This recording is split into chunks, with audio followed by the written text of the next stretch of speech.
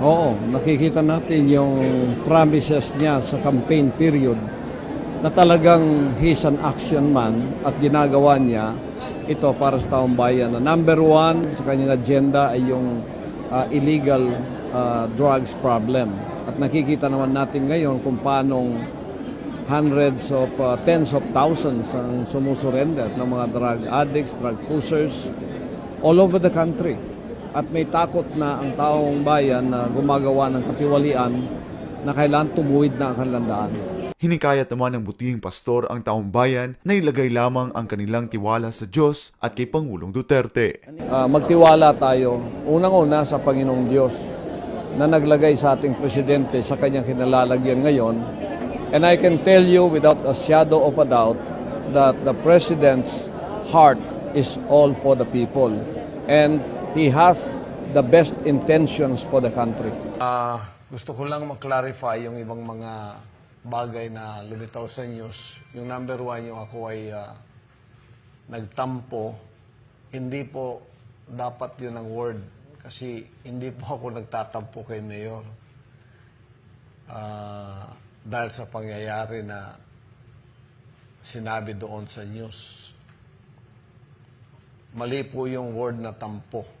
Hindi po ako nagtatampo.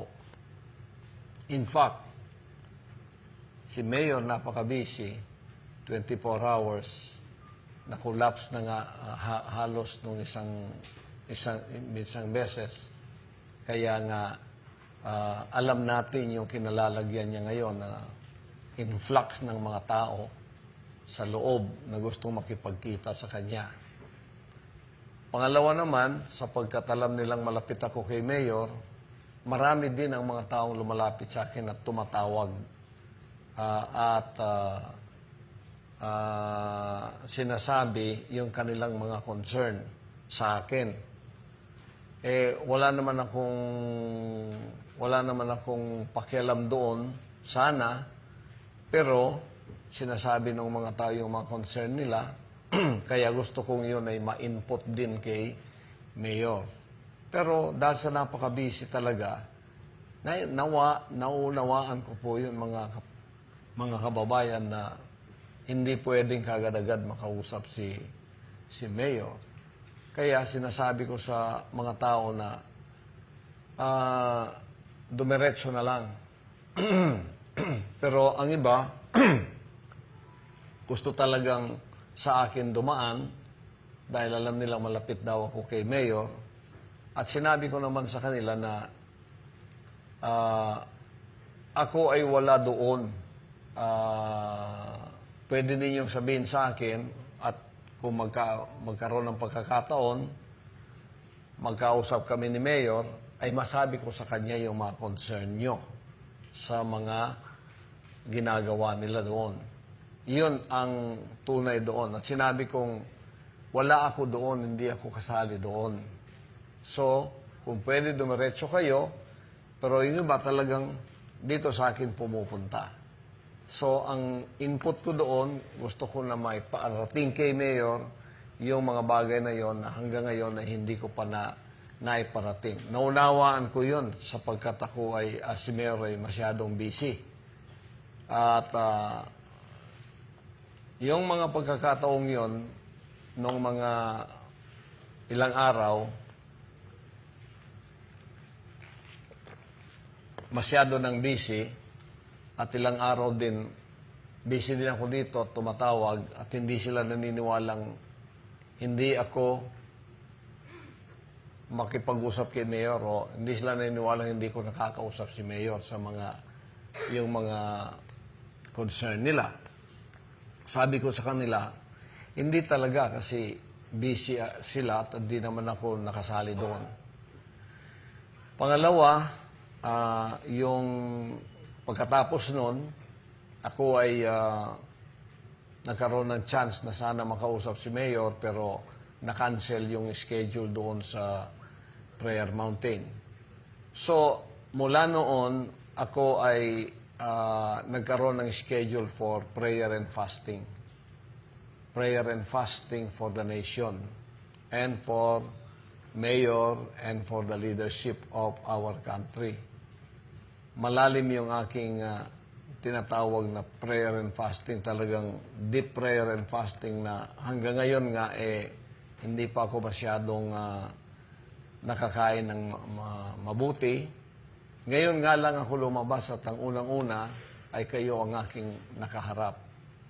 At marami ang nagtanong kung ano raw ang idinalangin ko doon sa ginawa kong prayer and fasting.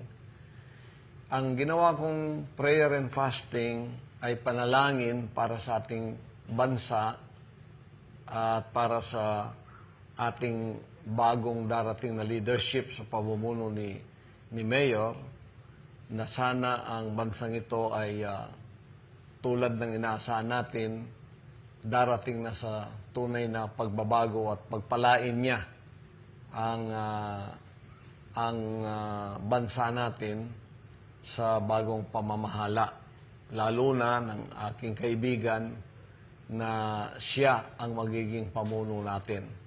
At idinalangin ko rin na pagpalain si Mayor Duterte, palakasin ang kanyang katawan, bigyan siya ng tamang karunungan, at bigyan din ang pamilya niya ng kalakasan, proteksyon, at pagpapala na mula sa langit, na sana sa kanyang susunod na pamamahala ay magkakaroon ng inaasahan natin na sinabing pagbabago sa ating bansa na makikita natin tulad sa ating inaasam-asam. Iyon ang aking malalim na dalangin at pinahayagan ako ng Ama na ang lahat ng mga, aywan ko kung yung iba susunod sa akin, I call for national prayer and fasting sa all kingdom members, all kingdom citizens. A national call for prayer and fasting. So, yun ang aking mga dalangin. At isa rin, yung baka na misunderstood na yung friendship namin ni Mayor ay nagagamit ko against public interest or not good for public interest. Baka po yun may nakapagsabing ikokorek ko lang po kasi pareho po kami ni Mayor na nagbabantay sa public interest. Ako rin po bilang kingdom leader, ganun din po ang aking value o aking tinatayuan, na meron din akong kingdom interest, na kung sino man ang nakapalibot sa akin, malapit man o hindi, pagka ang aming pagkakaibigan ay hindi ayon sa kingdom interest, ay hindi ko po sila uunahin. Uunahin ko talaga ang kingdom interest. Kaya si Mayor, sa values na yon, ay pinupuri ko siya sapagkat sinabi niya yon na ang tanging kanya lamang na uunahin ay ang interes ng ating bansa. At to the extent na masasacrifice yung pagkakaibigan kung ito ang makakapag-interfere, ganun din po ako. Kaya ako po'y naniniwala na sa values na ito ni Mayor na inuuna ang bansa ay nagkakasama po kami. Wala po akong tutol doon. Yun po ay dapat talaga na mangyari.